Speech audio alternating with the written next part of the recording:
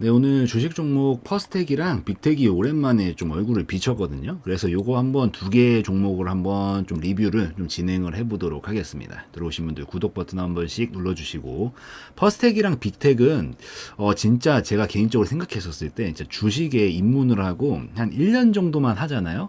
그러면 모를 수가 없는 종목이에요. 뭐 나중에 그 다른 종목들은 그래요. 막 이런 다른 종목들은 모를 수 있어요. 근데 퍼스텍이랑 빅텍은 무조건 알 수밖에 없습니다. 1년 차만 차면. 그 전에 거의 알게 돼요. 왜 그러냐면 이게 오늘 증시가 어땠죠? 오늘 증시?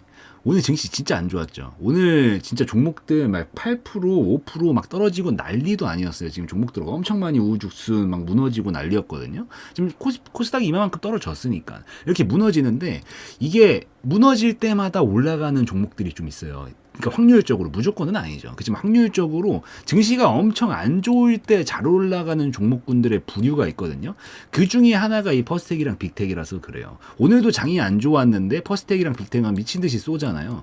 이게 이유들은 이따 설명을 드리겠지만 하락장 사람들이 왜 알 수밖에 없냐면 보통 이렇게 증시가 하락하고 있을 때 특히나 이렇게 막 2%대 이상 하락이 나오고 있을 때는 거의 2,200개 종목들 중에서 거의 대부분이 하락이 나온단 말이에요. 근데 여기서 몇 종목만 눈에 띄죠. 몇 종목만 상한가거나 급등 나오는 종목이 이렇게 많아지지가 않죠. 수급 자체가 빠지니까 시장에서. 그럼 여기서 눈에 띄는 것들이 보통 사람들의 이목을 확 집중시킨단 말이에요. 근데 이 퍼스텍이랑 빅텍은 증시가 하락할 때 거의 상승이 강하게 나오기 때문에 여기서 사람들한테 각인이 될 수밖에 없어요. 물론 올라갈 수밖에 없는 이유들도 설명을 드릴게요. 하락장이 보통 강한 이유들. 그래서 요래서 사람들이 좀 알 수가 있는 거고, 그래서 오늘도 장세가 안 좋았으니까 퍼스텍이랑 빅텍이 강세를 보인 거다라고 보시면 됩니다. 그럼 왜, 뭐 다들 아실 것 같긴 한데 모르시는 분들 계실 수 있으니까 설명은 한번 하고 갈게요. 그럼 왜 퍼스텍이랑 이 빅텍이 이렇게 쏘면서 움직일 수 있었느냐, 이렇게. 이 퍼스텍이랑 빅텍은 방위산업주예요. 방위산업은 뭐랑 관련이 되어 있어요? 전쟁이랑 관련되어 있죠. 이게 전쟁 관련해서 뭔가 문제가 터지면은 증시는 어떻게 돼요? 뭐 물론 우리나라뿐만이 아니라 전 세계도 마찬가지긴 하지만 전쟁 관련해 가지고 문제가 터지면은 증시가 미친 듯이 고꾸라지죠. 맞잖아요. 이번에 이제 작년에 러시아랑 우크라이나 처음 발발했었을 때도 어땠나요?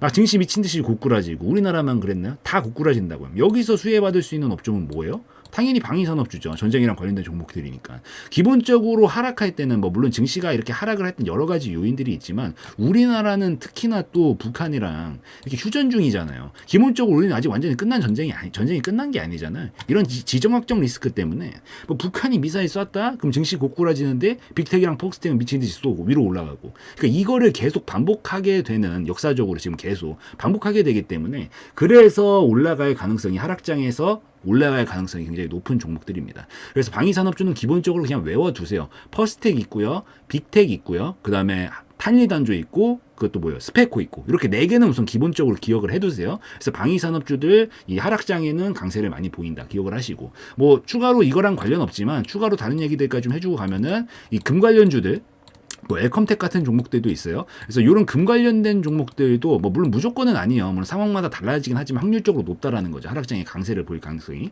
금 관련주들도 하락장일 때 강세를 보이는 경우들이 굉장히 많습니다. 왜냐하면 금은 대표적인 안전자산이기 때문에 이 금이랑 엔화 있죠. 그 일본 엔화, 이 두 개는 안전자산으로 분류가 돼요. 그래서 증시가 빠질 때 오히려 반대로 움직입니다. 왜냐면 우리 주식 같은 것들은 안전자산이 아니잖아요. 그래서 여기 있던 수급이 결국에는 금으로 몰려간다라는 관점에서 서로 약간 해칭이거든요. 반대로 가요, 이게 서로. 그러니까 실제로 이 선물 시장에서도 금이랑 엔화랑 보통 같이 움직이고요. S&P나 나스닥 이런 지수들이랑 금, 엔화는 서로 반대로 움직이는 경향이 강합니다. 그래서 이런 식으로 약간 해칭 수단으로 보기도 하고 안전자산으로 분류가 되기 때문에 성향 분류가 달라가지고 증시가 하락할 때는 오히려 금 관련주들도 강세를 좀 보이는 편이다. 그리고 세 번째, 또 하락장에 강세를 보이는 종목군이 또 뭐가 있냐면, 여기 지금 딱 보시면 뭐 보여요? 이트론, 뭐 EID 이런 거 있죠. 뭐 아니면은 저기 오가닉틱 코스메틱 이런 것들, 막 이스타시아 홀딩스 이런 것들 있죠. 뭔가 동전주들이 많이 보입니다. 동전주들 관련된 종목들이 많이 나오기 시작해요. 왜냐면 얘네들은 평소에 장 좋을 때는 거들떠도 보기 싫거든요. 근데 이 장세가 안 좋을 때 뭐라 그랬어요? 제가 항상 장세가 안 좋을 때는 이목 집중받기가 쉬워요, 이게. 그래서 장세가 안 좋을 때 어차피 올라가는 종목은 몇 종목 없는데 빨간불 뜨는 게 몇 개 없거든요. 그럼 거기에서 동전주 애들은 평소에는 동전주를 하기 싫다가도 하락장 속에서는 어차피 지금이 타이밍이다 이러면서 이목 받기가 좋아요. 그래서 이 이목 받으면서 그 수급으로 보통 끌어올리는 경우들이 많단 말이에요, 동전주들은. 그래서 물론 하라는 거 아니에요, 절대로. 그냥 알고만 계시라는 거지. 그래서 보통 하락 증시에서는 방위산업주들이 잘 움직이고 금 관련주들 잘 움직이고 동전주 같은 별로 안 좋은 종목들도 좀 많이 움직인다. 그래서 이건 좀 기본적으로 기억을 하시되, 오늘은 그 중에서 이 퍼스텍이랑 빅텍을 한번 리뷰를 좀 해볼 겁니다. 뭐 서론이 좀 많이 길어지긴 했는데 이제 본격적으로 종목 리뷰 들어갈 거고요. 이슈적인 것들은 뭐 지금 보니까는 이 러시아가 약간 좀 압박 아닌 압박을 조금 넣은 것 같더라고요. 보니까 이게 또 지금 아직 끝난 게 아니잖아요. 근데 무기 지원을 우리나라에서 우크라이나 쪽으로 하면은 이제 약간 좀 적대적으로 보겠다. 약간 뭐 이런 얘기들이 지금 나온 것 같아요. 그래가지고 그걸 바탕으로 해서 이런 이슈들, 이것도 결국엔 전쟁 관련된 이슈죠. 그러다 보니까 이 부분이 부각을 받으면서 퍼스텍이랑 빅텍은 강세 이렇게 보이면서 움직인 거고, 우리나라 증시는 이 낙폭을 좀 키우게 된 거다. 그래서 이슈는 우선 이거 공통이긴 한데, 근데 이거 약간 조금 그런 게, 오늘 요거 말고도 보면은 약간 지금 다른 얘기 조금 더 하고 할게요. 팜스토리 이런 것들, 사료주들 있잖아요. 팜스토리도 움직였고 한일사료도 움직였고. 그러니까 이게 얘네들 지금 이때 당시에 우크라이나랑 처음에 러시아랑 전쟁할 때 이렇게 미친 짓이 쐈던 거거든요.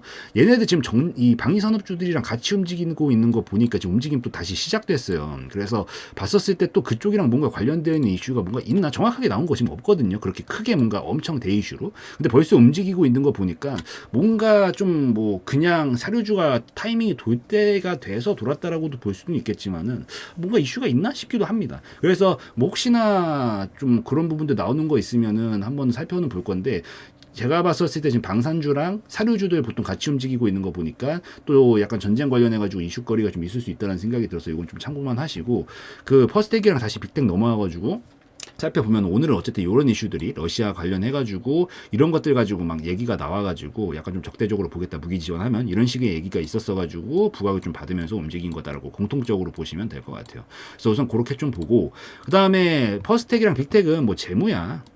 뭐 이때 당시에는 좀 큰 폭으로 적자가 나긴 했는데 그 전이랑 이후는 안정적이죠. 뭔가 이유가 있었다라는 얘기겠죠. 이후로 바로 그대로 돌려놨고, 그리고 재무적으로 다른 부분들이 뭐 나쁘거나 하진 않습니다. 매매적으로 전혀 문제는 없기 때문에 퍼스텍도 마찬가지고요. 뭐 빅텍도 마찬가지예요. 옛날에 뭐 분석 제가 한번 찍었었구나, 빅텍을. 그래가지고 이걸 올려놨었던 적이 있네.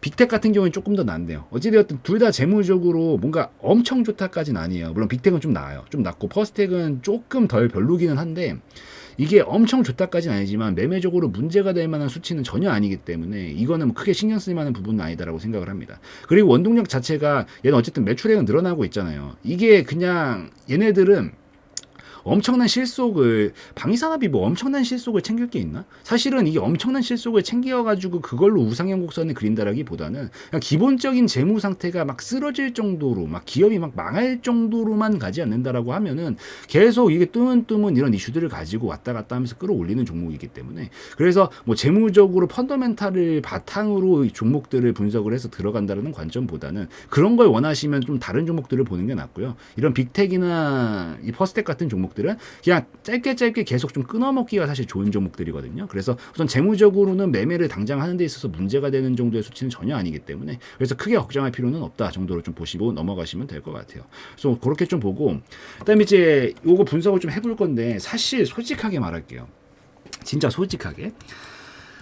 이게 사실 퍼스텍이랑 빅텍은 물론 쏠 때 이렇게 시원하게 쏘기도 해요. 사실 시원하게 쏘기도 하는데, 얘네들은 저는 개인적으로 그렇게 좀 생각을 합니다. 이런 종목들은, 방위산업 종목들은 그냥 약간 좀 장세가 좋을 때는 보통 잘 안 가요. 지금도 장세가 꺾이니까 바로 쏘잖아요. 이게 장세가 좋을 땐 진짜 잘 안 가거든요. 그래서 요럴 때 뭔가 떨어지고 나서 왔다 갔다 하고 있으면 보통 다른 종목들이 움직이고 있는 경우들이 당연히 많겠죠. 당연히 많고, 장세가 지금 이때는 좋았을 가능성이 높다라는 얘기고, 최근까지 계속 좋았죠. 그래서 그 상황에서 왔다 갔다 하다가 어느 정도 시장이 좀 상승이 나오잖아요. 이렇게 어느 정도 시장이 좀 나왔다 판단이 좀 들 때쯤 이 종목들 만약에 안 쏘고 왔다 갔다 하면서 약간 저점 근처에 있다라는 판단이 들면은 그냥 그럴 때 들어가가지고 한 파동 나오는 거 먹기는 진짜 좋습니다. 진짜 그렇게 하시는 분들 좀 있어요. 이게 진짜로 퍼스텍이랑 빅텍은 사실 저는 단타로는 중간중간 보이면 들어가는데 이게 뭐 스윙으로는 안 치긴 하거든요. 근데 이게 퍼스텍이랑 퍼스텍이랑 빅텍은 이게 진짜 잘 맞아요. 생각보다 이게 참 너무 비과학적이라서 저는 이렇게 접근하는 게 참 싫은데 어느 순간 좀 인정을 했어요. 퍼스텍이랑 빅텍은 그냥 저점 근처에 오잖아요. 직전 저점 근처에 왔다가 지금 장 상황이 약간 좀 좋은 상황에서 저점 근처 와 있어요. 그럼 여기서 살짝 뭐 반등 말아주는 거 보고 그냥 대강 이런 데서 잡잖아요. 그리고 잡고 그냥 손절 라인 딱 걸어두고 기다려요. 그러면 한바동이 갑자기 확 나와요. 항상 그래 보면은. 예, 진짜 항상 그렇습니다. 저점 근처 잡아놓고 뚫리면 당연히 정리는 시켜야죠. 대처는 대처대로 해야 되는 거니까. 근데 그냥 대충 직전 저점 근처 왔다 싶으면은 그냥 이런 데서 양봉 많은 거 보고 대강 여기서 들어가요. 그러면 또 올라가면 갑자기 슈팅이 확 나와. 그럼 여기서 또 파는 거예요. 그냥. 그래서 이런 식으로 매매하는 게 생각보다 잘 먹힙니다. 생각보다. 뭐 퍼스텍도 마찬가지지만 빅텍은 더 잘 맞아요. 사실. 빅텍은 좀 더 잘 맞아요. 이게 느낌이 저점 근처에 왔다. 그러니까 박스권 매매가 잘 맞는 거죠. 솔직히 매매적으로 설명을 드리면. 그냥 박스권 부분 이제 하단권은 왔다 싶으면 그냥 이런 데서 대충 잡는 거예요. 대충 잡아놓고 당연히 손절 라인은 조금 러프하게 해가지고 저점보다 좀 밑에다 잡아놓고 여기서 이제 반등 말아주는 거 보고 대강 들어간 다음에 한 발 쏴주면은 그냥 거기서 그러니까 여기까지 먹겠다는 생각을 그냥 버리는 거예요. 기본적으로 이런 종목들은. 버리고 그냥 한 발 장대 항공 나오면 정리하겠다라는 관점으로 좀 들고 가다가 나오면은 그냥 욕심 없이 바로 정리해버리고 막 나폭 떨어지는데 또 저점 근처 왔네. 또 반등 말았네. 대강 들어가. 여기 손절 라인 대강 걸어놓고. 그러다가 또 한 발 팍 나와. 그러면은 뭐 운 좋게 여기서 팔게 될 수도 있겠지만 대략 그냥 장대 항봉 하나 나온다 싶으면 정리하는 거예요. 팔고. 여기도 또 눌러줬다가 또 반등 나왔네. 여기서 대충 잡아놓고 장대 항봉 나왔네. 정리. 그러니까 이게 생각보다 되게 잘 먹힌다니까요. 빅텍이랑 퍼스텍이. 그래서 저는 이렇게 비과학적으로 접근하는 거 되게 싫어해요. 진짜 이제 저만의 논리를 가지고 접근하는 걸 좋아하는데 이게 빅텍 퍼스텍 이렇게 매매하시는 분이 있거든요. 진짜로. 그래가지고 처음에는 이게 뭔 뚱딴지 같은 소리냐. 뭐 그런 식으로 접근하는 게 어딨냐 했는데 전 인정했습니다. 이거는 진짜 인정했어요. 빅텍이랑 퍼스텍은 그렇게 매매해도 먹히긴 먹히겠구나.